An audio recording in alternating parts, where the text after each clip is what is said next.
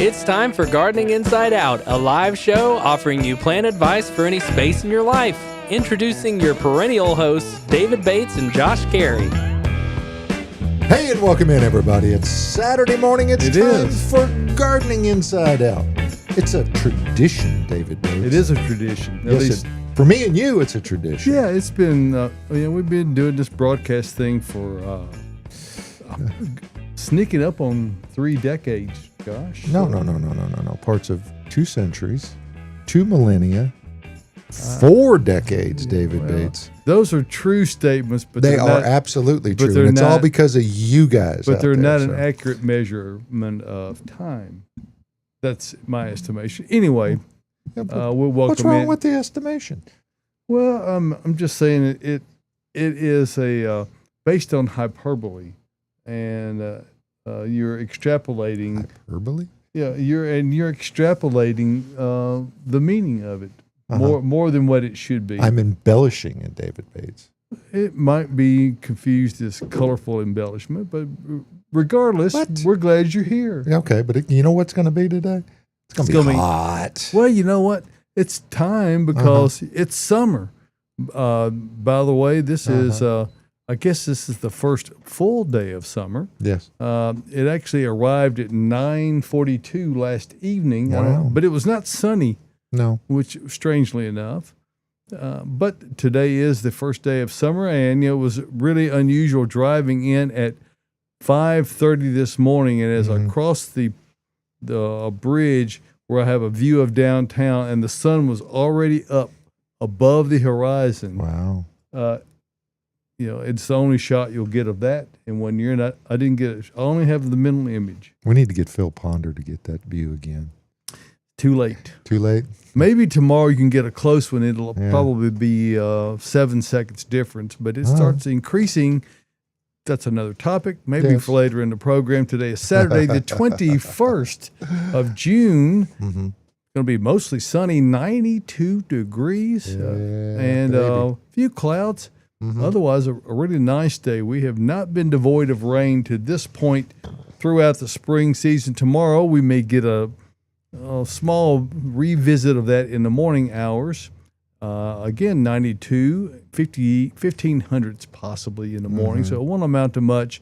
And then we go through the remainder of the week, 94 on Monday, 95 on Tuesday, 95 Wednesday, 95 Thursday. There's a trend there. 95 on Friday, and a cool 93 on Saturday with isolated thunderstorms, as it's predicted currently in 1 week, so we'll see how that pans out.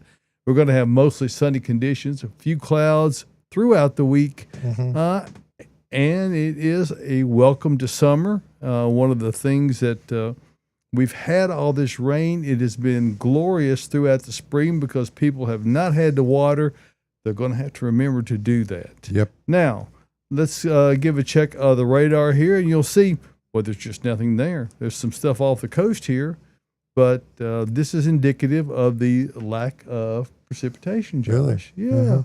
When you don't see... what's the pink stuff to the west? These are some color code down here. I think that, I don't know what this temperature...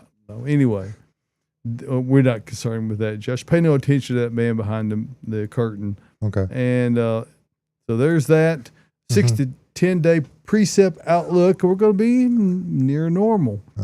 And this time of year, it's nearly normal to not have any precipitation. Or pop up. A very small amount. So we're good for the moment.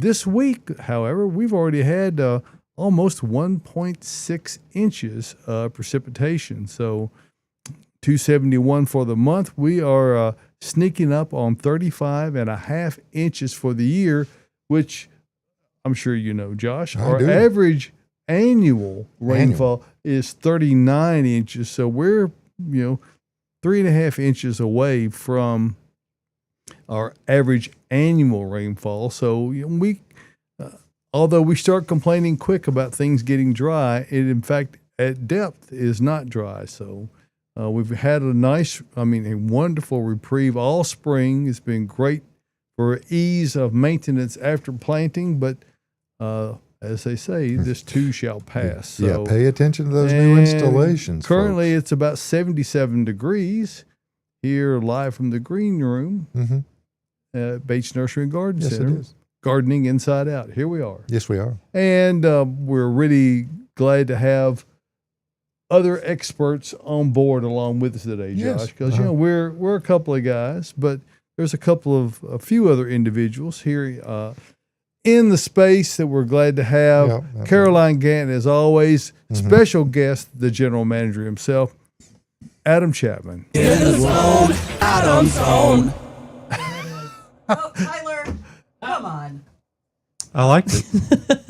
I've got liked myself it. muted too. And that other person back there is Tyler Blankenship. He's the guy that spins the dials, moves the sliders, Tyler Cam. punches the buttons. It's and on. It is on. His new lamp embellishment that you guys Well, can't you know, see. It actually definitely looks the- good there, doesn't it? Well, it accentuates the cords hanging behind it. Okay. We're getting it there. does. We're getting there. So anyway, You look cozy, Tyler, and I love I am it. cozy. That's what Everything- matters in life. everything in Gardening Inside Out is a process, and this is just another of those processes. We're always, tweaking on it. So welcome in, everyone. And I know that Adam and Caroline, you guys like to have observations about the goings on at Bates Nursery this week. So what you feeling? What you observe? Well, we got a ton of plants in. I mean, the sun perennials and shade perennials looks amazing right now, as you can see with our small display that we have in the room today. But, it's slowing down a little bit. There's not as many people coming out, but we still have tons of plants, like amazing, beautiful, good-looking plants. If you're looking for something flowering, it doesn't have to be an annual. A lot of people are like, I just want an annual to drop on my porch. Why not get a perennial and have a little pollinator pot? Yep. Yep. Well, what we've done at our house is Rachel, my beautiful bride, who sometimes fills in for Tyler, occasionally, she has all these containers against our fence in the backyard, and she has all these coneflowers and dahlias and things. It's beautiful. Really? It's every You year need to that get we some do pictures.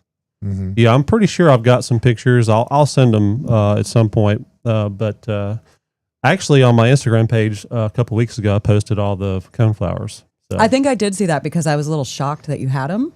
I never would have guessed. Yeah, well, so I didn't plant them. I mean, she got them and put them in containers. So They're so pretty. I have a ton of them, and I love them. David and Tyler, Mike, Adam's mic is a little hot. He's maybe you Hot can, Mike.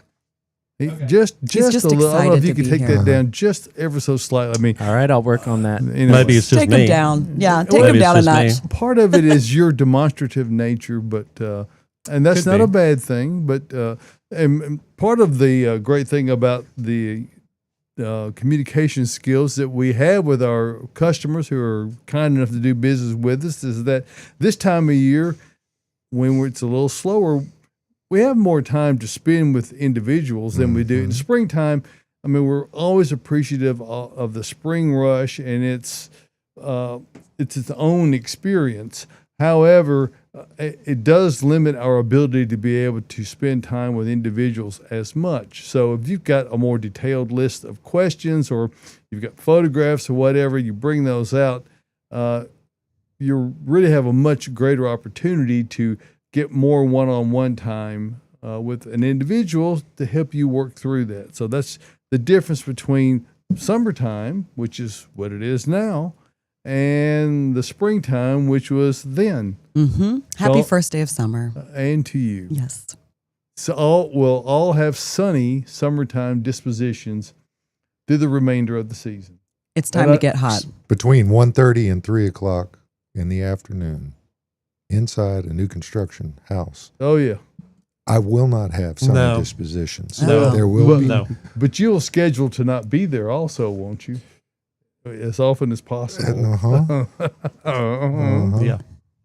Speaking of enclosures and houses and such, we have some little friends here at the nursery that you might have seen on the Bates Instagram, on the Gardening Inside Out Instagram, but we have slowly been collecting Monarch caterpillars that we found back in the sun annuals on the milkweed.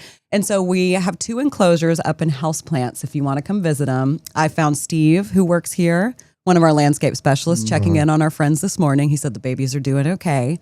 And we have them in these enclosures to protect them from all of the birds we have here. And Bridget let me and Tyler know yesterday that there's one praying mantis that is stalking the caterpillars. And, So we have 10 now that we have in these enclosures, and you can come look at them. 6 of them are in their chrysalis right now and will probably be emerging next week. We will release them as soon as they emerge and then let the other babies kind of catch up and do their thing. And this is when the spelling of a praying mantis would more be with an E rather than an A.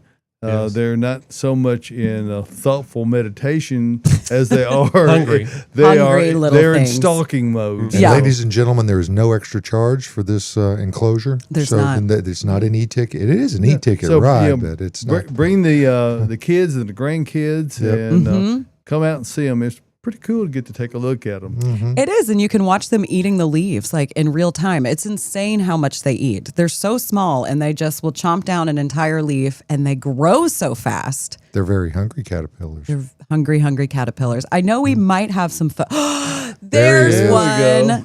That one's starting to go into his chrysalis form, so And you can see like the webbing up top. Now, how many do we have that are already attached in the fully formed chrysalis stage? We have 6. Okay. We have 2 in one enclosure, 4 in the other, and then 4 more. They look like little gems hanging from They do. They're beautiful. They're gorgeous. Folks. Absolutely gorgeous. They're stunning. But y'all come out and see them. It is very exciting to have them here at the nursery. Callie, who you mentioned, who works up in houseplants, love her. She's always checking in on them. She is the sweetest soul you'll ever encounter. She really is. She is fantastic. I love having her in houseplants, but she's doing a good job of checking in on them. We spritz the plants so they get plenty of moisture. It's really fun to have them here. But I guess we should just get into questions now because we do have quite a few. No doubt we do. Ooh, we might have gotten a live And we one don't in. want to forget Josh has got one that just came in, a question. Do you have a question? Well, actually, it was from last week. Mr. okay. Gaw. Oh, I've got that up. Yeah, I've got that one. About Okay. moving? Yeah. So let's start with that one. We did have a question come in last week that we were not able to get to, but here we go. We just got a contract on a new house this week, but don't close until November. Yay. I am looking at my Japanese maples and weeping blue spruce that have been in the ground for about a season or so, and I may want to move them to the new house. Obviously, it would be ideal to dig them up in the fall, but, I got distracted by the circle again, Tyler. Don't look up. You got it. Don't look up. Just keep going. But would like to replace them with less expensive plants before we list our house in August. Is it a death sentence to dig them up now and put them in pots? I would not do that.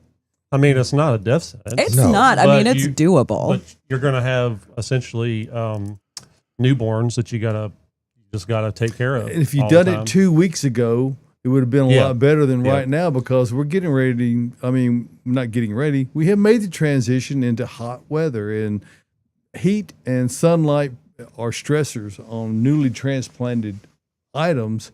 And, they've got all these tender feeder roots out there. If you're going to pick the worst time, that's now. Yeah. Yeah.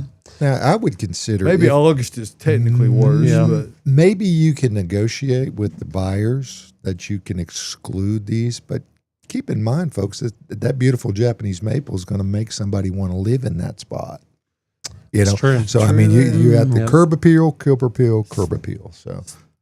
So that's a tough dilemma. You're Just build it into the price. Raise it up. Come on. You're a little behind the curve. 851,000 instead of 850. It could be done, but you would have to do, I would say, weekly applications of Super Thrive, and just you'd have to really treat them. And you need to have a shade structure to put them in the shade. to be able to reduce Yep. the stress on Yep. them. The transpiration, which is one of the big issue when they're transplanted like that. Having only been in the ground for a year, assuming that your perception is correct, because many times I think something was last year and it was actually 3 three years or ago. 4. Yeah. Yeah. So it's a very Yeah. easy to lose track of how long it's been.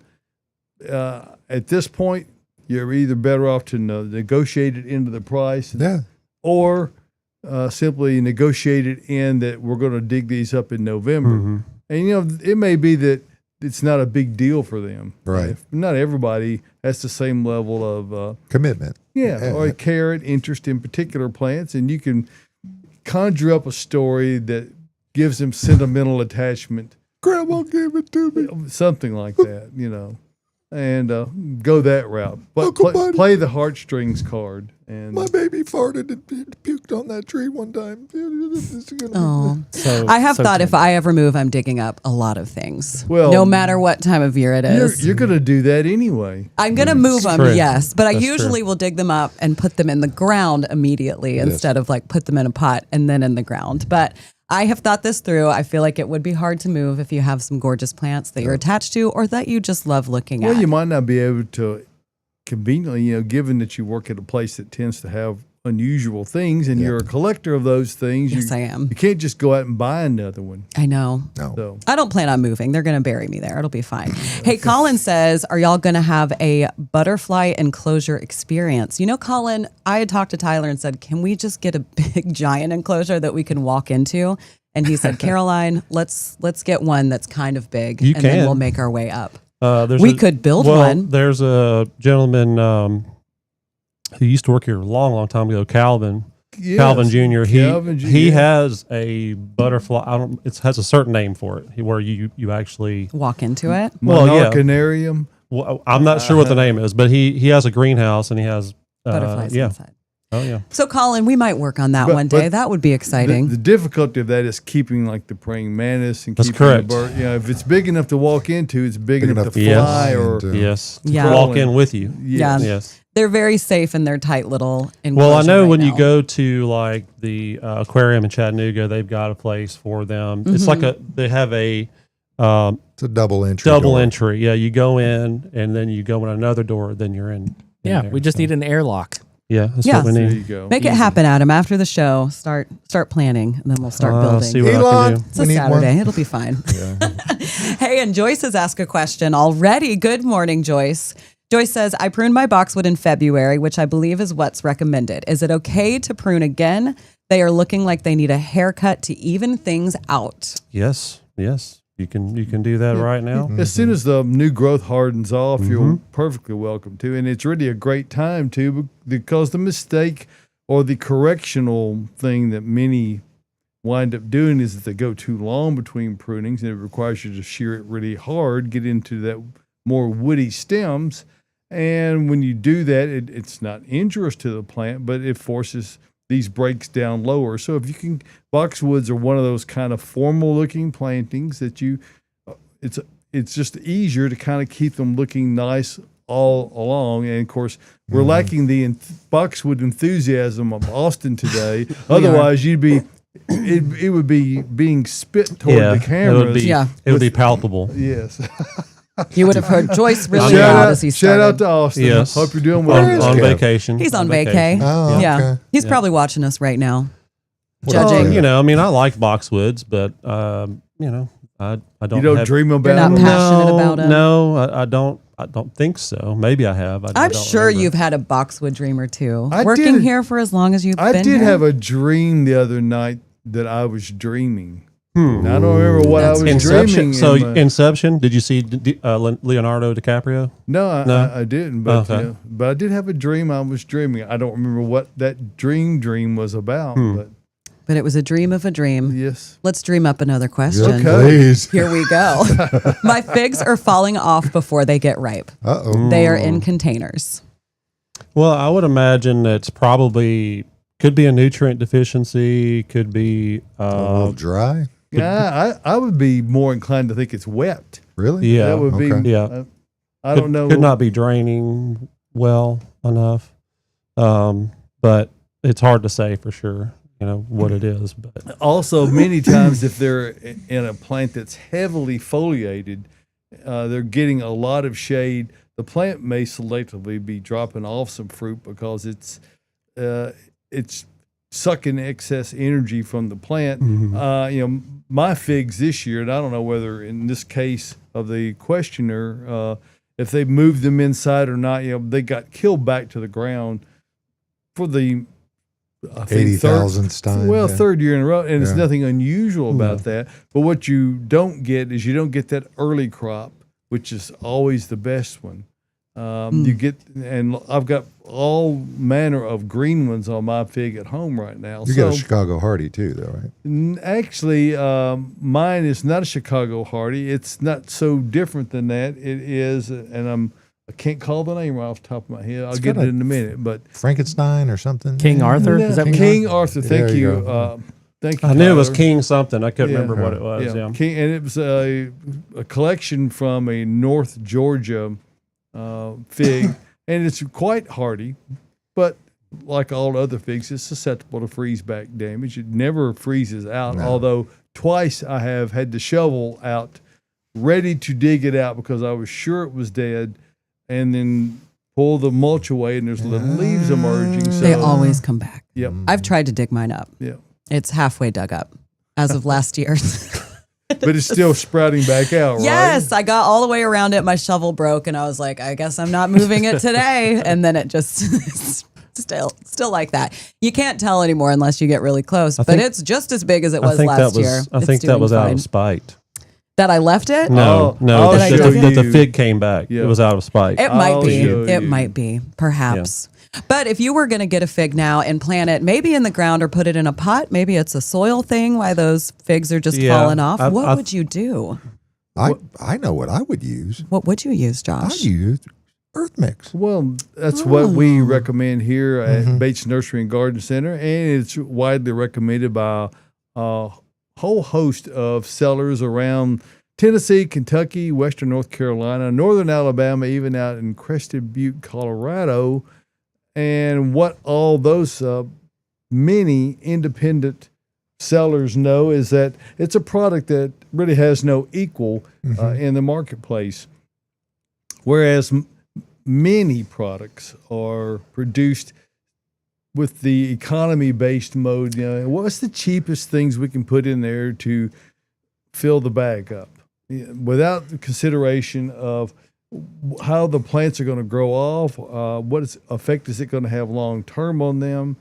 Earthmix Garden Products takes the opposite approach, where that we really look at trying to get the very best inputs, and our processes at Earthmix are done so that we're constantly looking to tweak our processes. We're looking for better ways to use what we have, and Adam and I work closely on that, along with Andy Hofer, quite a lot on our production of our supernatural and the selection and the ratio of the inputs that go into it. You know, the goal at Earthmix is to produce quality products that are exactly the same every time you buy them, and it doesn't matter whether you're going to a local retailer anywhere around in the network and buying it by the bag, or if you're coming to Bates Nursery or to anywhere that has bought super sacks of it, you get exactly the same product every time. And there's no variation from bag to bag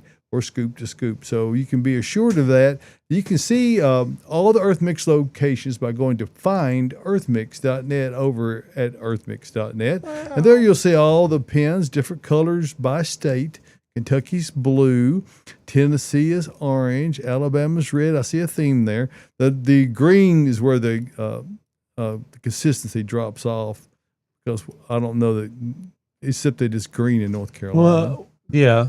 I think and maybe I plan to make it purple, but Carolina blue. it's going to take a little bit. We need to fill in a little more. Okay, so anyway, all those locations, you can put your address in and simply hit search, and it'll give you directions turn by turn to the location nearest you, or you can simply zoom in to a location near you to find your best route.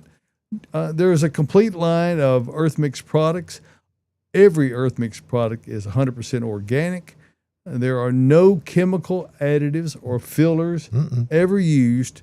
The only thing added are what nature provides. We just provide additional endo and ecto mycorrhiza fungi, humic acid, and elemental sulfur. So all of these things are added to get the right pH, the right composition of other additive ingredients that make it the special product that it is. Now, it's not sold as a fertilizer, Josh, but your plants don't know that because they respond. I didn't tell mine. Well, just keep it quiet when you're playing. Don't keep the bag out of sight. Okay. And when you use Earthmix products, you know you're going to get the very best results. Check out the entire line, whether it's supernatural, garden, landscape, or any of the other great products in the Earthmix line. They all offer the same high quality, consistency in production, bag after bag, no matter how you buy it or where you buy it from. So check all of that out at earthmix.net. Remember this, success in gardening begins at the ground level when you use Earthmix garden products. And Josh, what is it you like to say? I got two. We'll say them both then. They use the best inputs, so you get the best output. There's that one. And then the other. It takes 4 things to be happy in your garden. Okay. Sunshine, Okay. water, plants, Earthmix. Okay. 4. There you go. So check it out. All of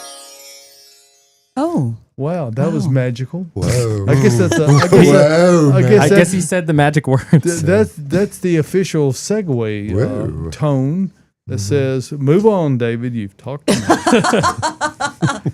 A nice little one. In bloom with Austin. Play the other one, Okay. Tyler, too. They need to hear it. What, that one? No, the jingle we made, Tyler. Oh, yeah. In the zone, Adam zone. There it is. All right, there There we it go. is. What do you think? I told you we I had a like it. special I treat like for you. it. Yeah, so we're in the Adam zone now. I sang it while I was looking at you one day, and I was like, "There's Adam's new jingle for the show." So the Adam zone could be anything then. Could be. That's why I was like, "Talk about whatever you want." Okay. You have no restrictions because you are the general manager. That's right. That is true. Well, I was going to do what's in bloom, which I can still do. I've can talked a little totally bit do about that earlier, particularly just talking about our garden at our house. So, this is a great time of year. We've had a great spring. As David was saying, the rainfall has been, you can't ask for better. You can't ask for better. The temperatures have been, you can't ask for better. So consequently, your garden, if it's established or even if you put new stuff in, should be doing really well. And so ours is no different. I've already harvested like It's trademarked. That's right. Adam zone. oh nice Trademarked. All right, sweet. So I've already harvested like 2-gallon bowls full of vegetables. Like I've got beans coming out, wax beans coming out. My beans are ears. going crazy. I've got peppers have done great this year. Absolutely. Tomatoes have struggled, but I think because it has been so wet, Right. there hasn't been enough drying periods in between, and it's been cooler at night for longer than it typically is. So, but I am starting to get some. My cherry tomatoes are coming in. I had 2 last week. Yeah, I had 1. Yeah, And they're you'll- starting to come in. And you'll have 200 next week. 200,000. Yeah. Wow. This week is going to really supercharge the tomatoes. So look out for that. But as far as the rest of the garden, like I was saying, our echinacea are just gorgeous. And my quickfire hydrangea is gorgeous, just in full bloom. That's a can't miss. Yeah. plant. Oh yeah, and it. Ryan and I, our lot manager, were talking about quickfire. It's such a great plant because usually, when you buy pinnacle hydrangea, it says it turns pink, but because we're so hot in the summer, Mine doesn't here, really turn pink. but quickfire will. Mine always does. Now it's not as vibrant as the picture might look, but it's still nice. And my Vitex just started blooming. Oh, mine is So, just now yeah. cracking. We got 2 zinnias this week as well. And Yeah. the cool Beautiful, temperatures Josh. have delayed the normal bloom Certainly. time of those. So. Certainly, yeah. Crepe myrtles are the same way. They're Yep. they're just now starting to bud up and start to come out. So, good things are on the horizon as far as the Yes, summer they are. blooming. So, There's a lot blooming. My pollinator beds are going crazy. So many butterflies. No monarchs on my plants yet, or signs of their little babies, but hopefully I don't know that we can hope. We need to get some of those. We need to get some pollinators, but we've got so many coneflowers. I don't know where we would put the pollinators. Just need- squeeze some milkweed in Yeah, there, need- just need like wherever some, you can fit it. You need a little Asclepius. Yeah. And It's such a pretty plant. Like, Yeah. so if yours gets eaten, if you're like something's eating it, That's the caterpillar. Yes. That is the only host plant for monarch caterpillars. Don't spray them. Do not spray them. But No. if I wouldn't say you're more lucky to have them be eaten. But if they do end up blooming, they get huge. They're gorgeous. Mm-hmm. They're usually orange, yellow, or like a kind of burnt orange color. Like it's gorgeous. And driving down I-24, there's a ton of it on either side of the interstate, in the median, and then on the outside, I see it everywhere. And chicory. Another thing that just started blooming, I noticed, was elderberry, the wild elderberry. yeah. Wow. Just started blooming. Yeah, Austin's not here, so I'll say it. Yuck. Yeah. There we go. Yeah. I mean, Well, you I know, think they're they have their I place. like him. He does not. I'm a fan. He's like big old weed. well, I mean, that's where I learned about them was my weeds class in college. So, Yeah. but, I had a different But, kind of weed class. they're in huge. If you college. don't like elderberry, just call them sambucus, and then it's better. it's more exotic. Yeah. Oh, Yes. there you go. Yeah. Yeah. Just give it a different name. Well, Well, that was beautiful, Adam. So much Thank you. blooming. Good job, Rachel, with the echinacea. Yes. Yes. Shout out to Rachel. Yes. She has converted me somewhat. I was kind of passively like, "Oh, another coneflower. But On the fence, or yes, I was on the fence about them because they are on a fence. They're next to our fence. Oh, that sounds like they're a perfect little fence line plant. Yeah. I've got them in all my beds. I love them. All different kinds. All right. Y'all ready for another question? absolutely. Here we go. Is there any hope for my peaches after all of this rain? There's always hope. There's always hope. It may not be based in reality, but, No. But there's always hope. As long as there's no brown spots on the fruit. Yes. Large, pale brown spots. Yeah, now one of the most difficult things that people who like to have peaches as part of their garden experience is Disappointing. resistance to thinning them.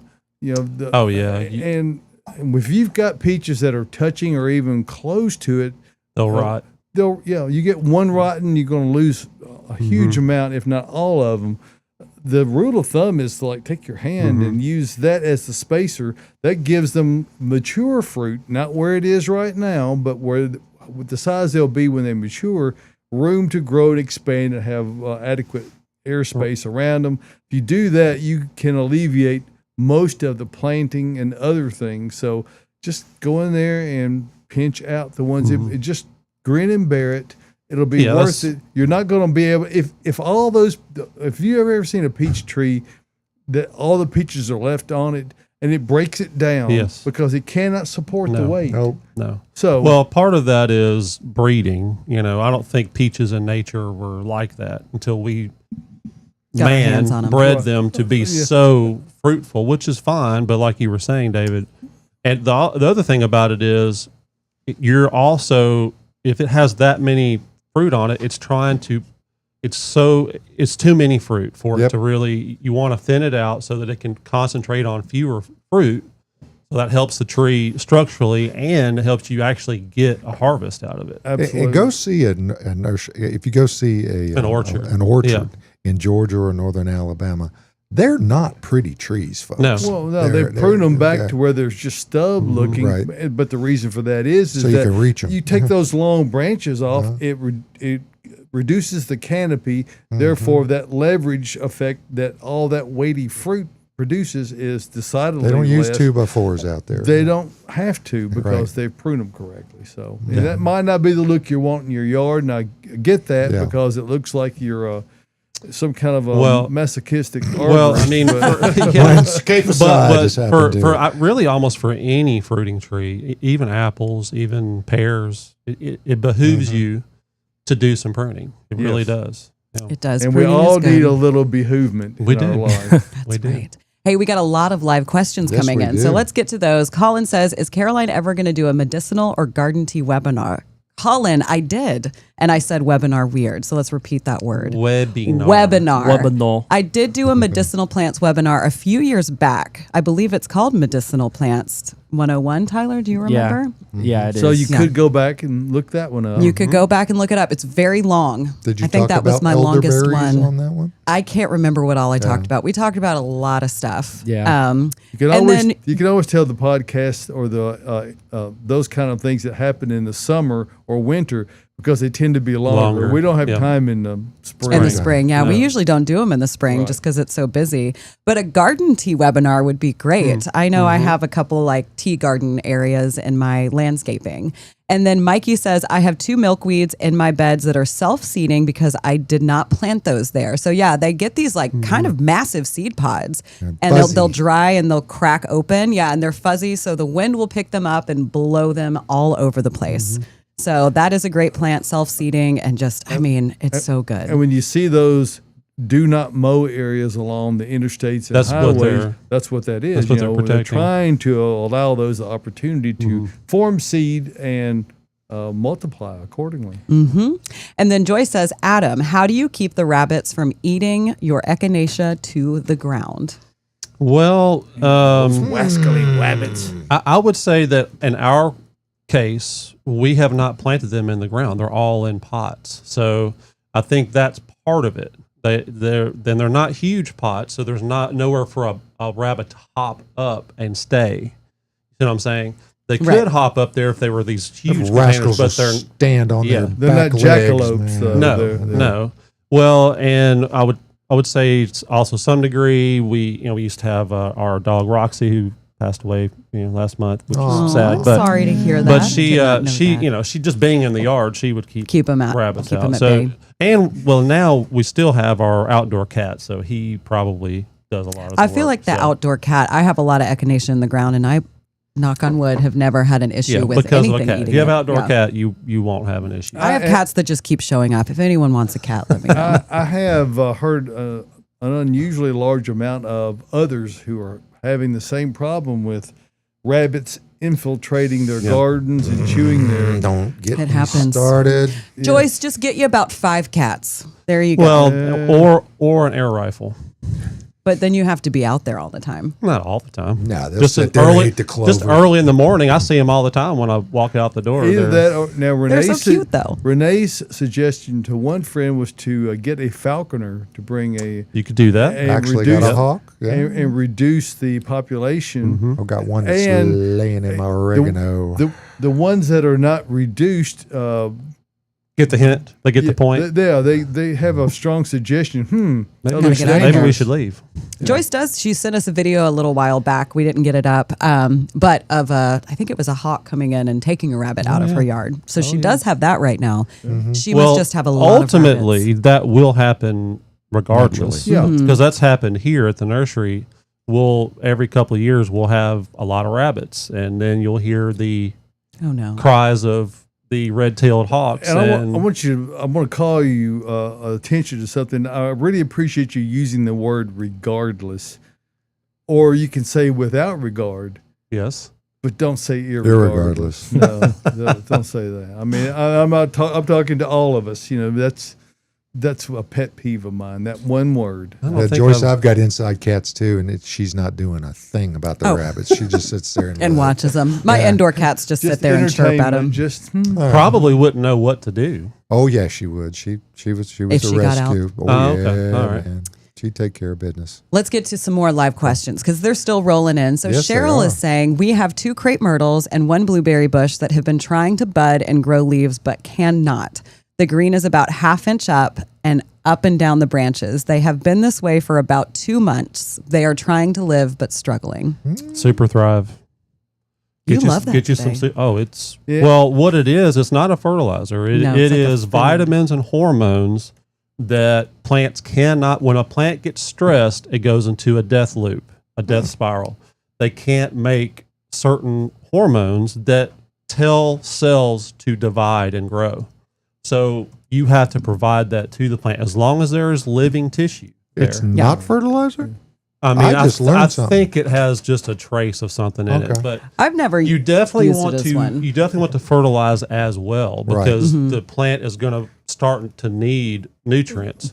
Interesting. But do both. From a cultural standpoint, crepe myrtles have had a rough go of it. Sure. Yeah. So you're going to have sunshine and heat now. Those are the things that crepe myrtles need. So if you get both of those, that will help also. But any other thing you can do to add that nutritional value to it, be it through a hormonal thing like Super Thrive or whatever other means you want to, sunshine and higher temperatures are going to help tremendously. Yes, they will. Yep. You know, I made the mistake of the first time I used Super Thrive, I used it on my houseplants in the winter. It's not a good smell inside your house. No. And I did it on like all of my plants. So if you use it on houseplants, you can use it on anything. And it is a great product. I want to give outside. a personal shout out to Cheryl. She, Renee, and I got to have dinner with she and her husband Troy this past week out in the Fairview area. So we really enjoyed that. Enjoyed getting to spend time with them. So thank you, Cheryl. Excellent. Wonderful. You know, if Cheryl wanted a plant, she knows somebody. But where would she go? Well, I'm fairly sure that she would make her way out, even though it's not the Fairview's short. not that far. No, it's not that far. We managed to drive out there, and I checked it both ways. It's The same, road goes both directions. It's the doesn't same it? distance, Yes, no okay. matter which way you drive. That place you might want to go is Bates Nursery and Garden Center, which is where we are today. Yes. And these plants we have in studio are a small representation of what we do offer. This is in the perennial vein, more or less. But whatever you're looking for plant-wise, trees, shrubs, ground covers, ornamental grasses, of course, perennials, both sun and shade. We still have a good selection of annuals. All those things you have that you would want to have, we have them here at Bates Nursery and Garden Center. We also have an abundance of expertise. Yes, you do. You know, we're going to help you figure out how to get the right plants in the right place the first time. We really discourage the practice of landscapeicide. Oh, Joe. gosh, no. And, no. that's kind of like a drive-by landscaping where you have, and we all are subject to impulse buying. However, plants are growing things, and when you make a mistake and it grows and it's in the wrong spot, well, there's a price to be paid for that. And it's called, I've either got to dig it up or I've got to do something else. Or you killed it. Or you've perhaps killed it because you didn't realize it was a full sun plant that was planted in heavy shade. Or versi vice. Yes. Other way around also works. Uh-huh. So no matter what you're looking for, we've got it here at Bates Nursery and Garden Center. And, I do this weekly newsletter, which some say it's monthly. Some say it's monthly, but it actually is weekly. And that chain of successive weekly emails will break beginning this next week. As I'm really happy to announce that my daughter Sarah is going to be co-authoring that with me. Now, she'll be writing one week and I'll be writing another. So, just look at the bottom and you'll see whose name's and I'm pretty sure you'll detect a little difference in the writing style. She has a different take on things, as she should have. But I think you'll find Sarah equally engaging and entertaining. Can she stop at 350 words? Well, that's the challenge.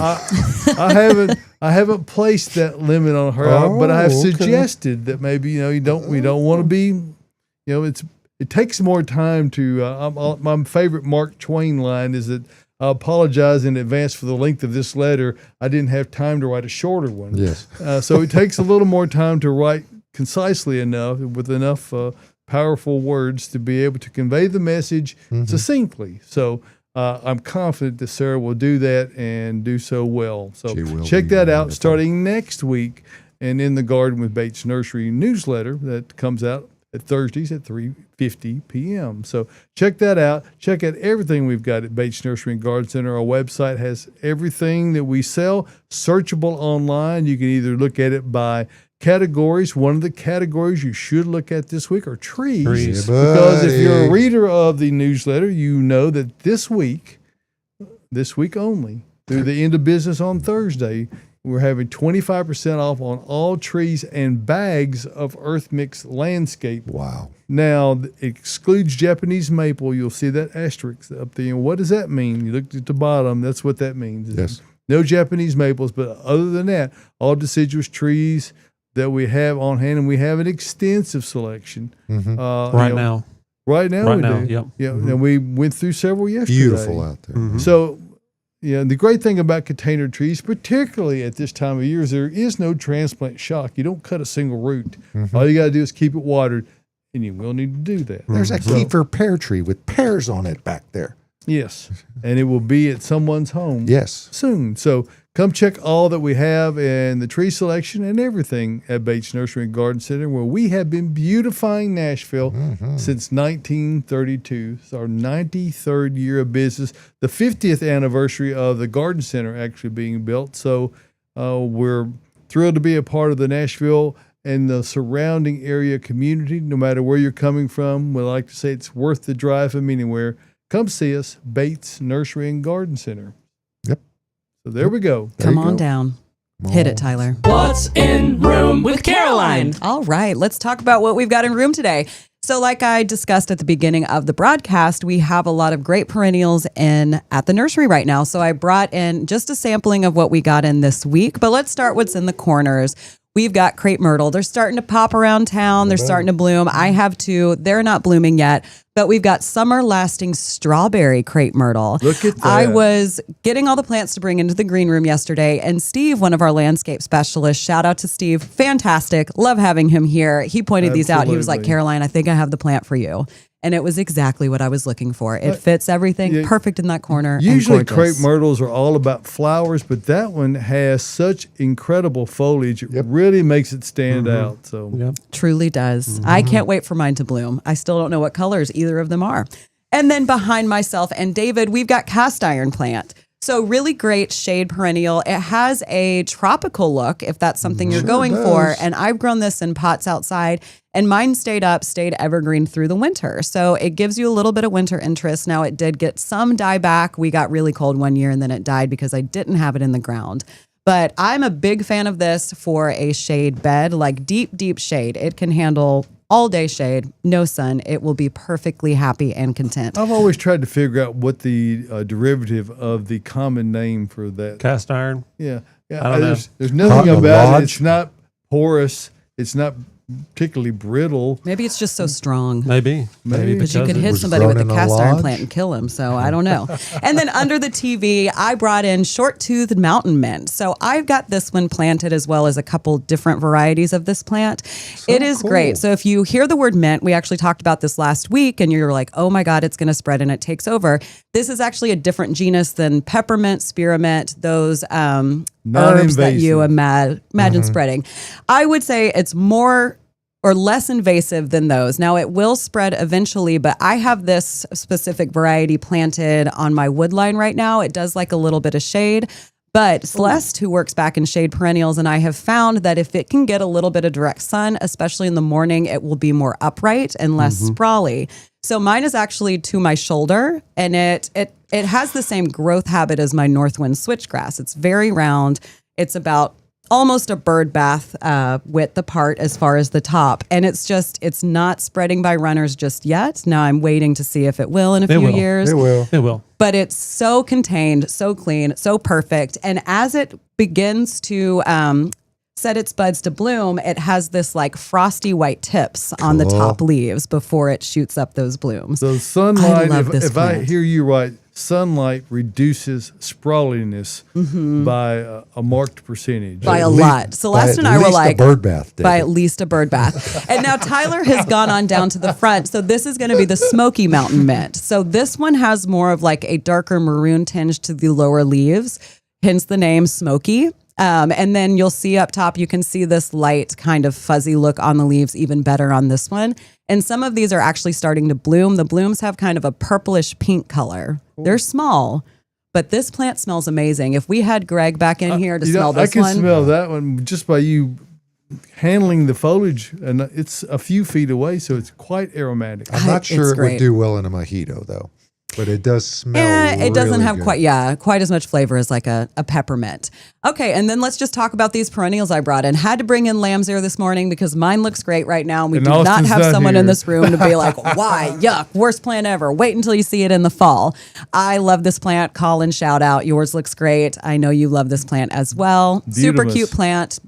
Very fuzzy leaves you can touch if you're into the feeling of the leaves. And then next to that, we've got Fire Alarm Heuchera. Y'all, look how red that Look is. at that. That is pretty true to color from the monitor I'm looking at. Like when you walk into shade perennials, it hits you. It's like it's It's right even there. deeper, just a shade deeper in person. Just Yeah, a maybe just a teensy shade, bit. but Yeah. it is bright. That's one of those, if you see a picture of it, the picture might not look as good as the As in actual- person. Yeah. Because oftentimes you feel like they've been shopped a little bit, and I'm sure they have. Yeah. But that one requires no enhancement. No, it does Beautiful. not. And this goes to show, like, if you have a lot of shade, you can still have a lot of color. It's not Yes. just the sun perennials that are going to give you color. The shade plants do as And well. it's not just flowers. And it's not just flowers, correct. I love heuchera. I have so many different kinds. And then we've got golden bronze coreopsis right here in front of Adam and myself. I have this one growing on either side of my sidewalk, and it is so clean. It just keeps on blooming. Pretty soon, I will probably give it a pretty good cut back. And then towards the fall, I'll get another flush of really healthy, lots of like big giant blooms. But I love this one. I actually forgot I planted it. We get them in the little 4-inch pots in the spring. I planted 2 of them. And then I was like, oh, that looks like coreopsis coming up. It was. And then it was this one. Bajillion blooms on this. Oh, thing. yeah. And it'll be buzzing with pollinators. So let's go ahead and get to our feature plant today. I brought in Stokes Aster. I am always talking about this plant. I love this. This is Honeysong purple. So there's a lot of different types. There are blue. There's kind of a peachy yellow color and almost white. It's like a creamy white. But this is such a great plant. I didn't know about it until I planted one a few years ago, and I absolutely fell in love with it. The leaves stay up through the winter, so you have a little bit of green, but it shoots up these really tall bloom spikes, and the blooms last for a very, very long time. They open as the sun comes up, and they'll spread all the way out, and then they'll close up at night. And they make a great cut flower that will last about a week, and it will do the same thing. It's really cool to watch. But they are so big, they're like little cups for the bees to just get into, take little naps, get their snacks. Honeysong purple. Honeysong purple is the name of this particular Stokes Aster. I've got Mel's Blue. I'm a big fan of that one. And then one more, I can't remember the name of it. But come Make get one you some up. Stokes It's really Aster. cool. I've got Mary. Obviously, somebody. Yeah, no one will know if I just made it up. Mary Gregory was a really good, like That's like a yellow one, right? creamy Yeah. yellow, but it's so beautiful. I'm It's not feeling great. that one myself. You're not? No, Wow. looks like thistle. It does. It looks like thistle, but I'm a big fan of thistle. Like, I love how that plant looks. And there's no thorns. And there's no thorns. Yeah. So come and get some. But that's what we have in room. So many more perennials back with Bridget. So go visit her today. So the opens Josh and is just close. not convinced. Yes, Oh, that's only to the untrained eye, Josh. That's right. Okay. It's true. Go walk back there and see all the different kinds. And there's some that are I'm on tighter with a lot more restriction. blooms. Like, you will love it. Tyler, are we ready to get into some photos? Yes. Show and tell. Let's start with Katie, who has spots on hydrangeas. Okay. So Katie says, good morning. We live in Hendersonville and have hydrangeas. We have self-diagnosed them with anthrachnos. We do not overhead water them, but of course you cannot stop the rain. And we have sprayed them with copper fungicide every 10 days. It would be impossible to remove every leaf with spots because there are so many. We have done our best to remove the ones with the most spots.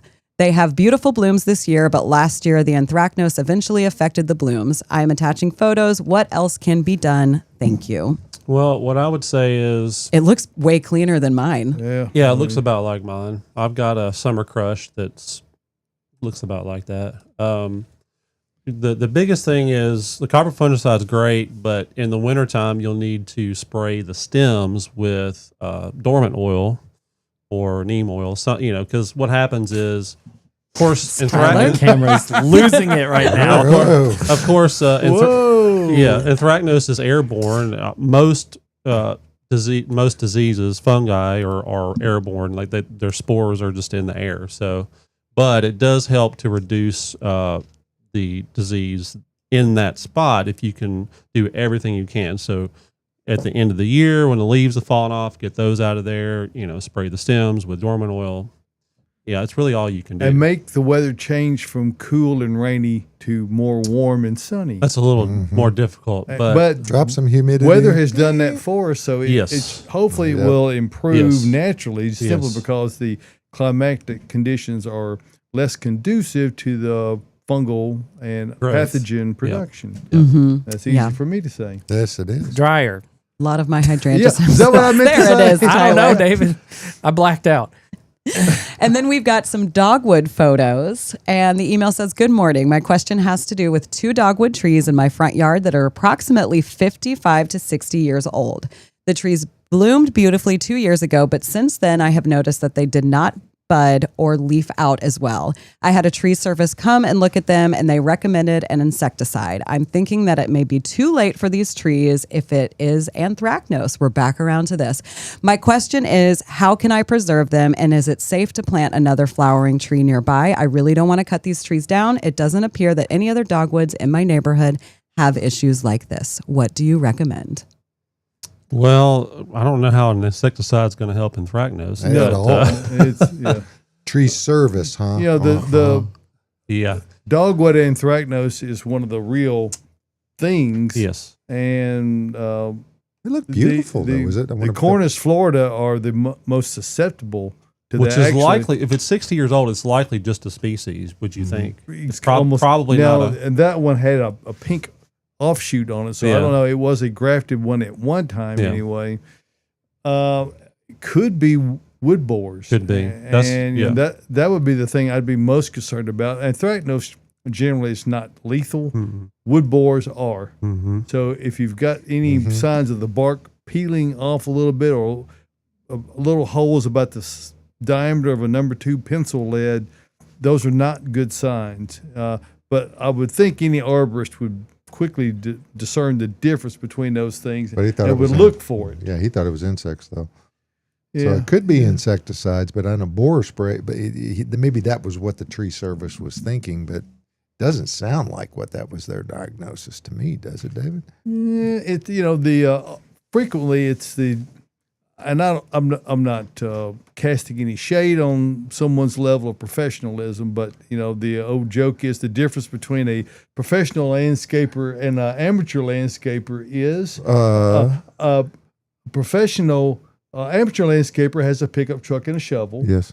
A professional landscaper has a pickup truck and 2 shovels. There you go. He's made the big investment in equipment. Yes, So yes. Okay. sometimes it's just a believed level of expertise. It Well, might not be You can borne go out. out there and you can Yeah. check for them real easy. Cause Yeah, you just go it's out there. really, yeah. really easy. Or it may be perhaps that the message that was given was not received. Yes, really we didn't. well, We so- misunderstood. Yeah. Well, what a lot of arborists can do now is they have these micro injections that they can put in there with any kind of, it can be insecticide, could be fungicide, could be, and it's all going to be, within the cambium layer, and Right. and it could also be fertilizers too. They can apply fertilizers that way too. So that sounds like what you will probably have to do is, find a good reputable arborist, and they will do micro injections, whatever they see on the tree. All right. And reputable arborist services are not cheap. No. And so, if it sounds like, well, that's a great price, you might want to be a little questionable. Yeah, about get it. two or three to look at it. And they have arborists, and then you have people that cut trees down. Right. Yeah, so I mean, They're two different people. Yeah. That is true. Mhm. Y'all, we have so many more questions. Yes, we do. Let's keep rolling. We have April little says, time. need help finding a blue weeping conifer that stays under 12 feet. What do you recommend? Weeping blue spruce would work. Essentially, the quick answer is weeping plants don't have much vertical growth on their own usually anyway. They So get wide. yeah, but they do get really wide. So whenever a weeping plant, you can buy one at like 4 foot, whatever. You stake it up as high as you want, and then just let it Let it go. weep. Yeah. So spruce could be blue Blue cedar. cedar. Blue, Those are Blue really pyramid. nice. Yeah. Mm-hmm. Hortsman will get taller than that, but it's a beautiful one too. Yeah, I don't Yeah, know. If but it it- had to be a weeping blue atlas. grows up. Yeah. Yeah, the Hortsman is what we call fastigate. Excuse me? Yeah, that's Don't what you it use is. bad words on It those. is a columnar upright grower. Wow. Generally Yes, speaking. it is. Colin is so active this morning He on is. YouTube. So Colin is saying, I'm watering my indoor plants as I listen, and I've never thought about water temperature. Does it matter for indoor plants? Do they want room temp, cold water, warm? And he said, does it even matter? Now, I usually just let my water sit and get to room temperature. I wouldn't say it really, really matters, but steer away from like hot water or ice cubes. So A lot of people still will just water their orchids, or even I know some folks who water all their plants with ice cubes. And what I try to do is just replicate what this plant would be receiving in its natural habitat. So most stuff doesn't get watered from ice or snow unless it's up in a cold environment and it's just melting snow when it gets watered as it, the snow melts and it goes into spring. So water, room temperature, I would say is best, but you don't have to get it to a very specific temperature. Yeah, and it also allows it the opportunity to gas off there you go. chlorine that's been treated in the water or fluorides, all those kind of things that plants don't need, clearly. Let it just go into the airspace. That's right. And I think we have time for one more question. Are y'all ready? Sure. When and whether to prune hydrangeas? Does the variety factor in? It's a loaded question to finish. Big time. Yep. Well, luckily, most new varieties of the macrophylla, which is the big, pink or blue ones, are rebloomers. So it's not as big a deal as it used to be. But typically, rule of thumb, prune after it blooms. Yeah.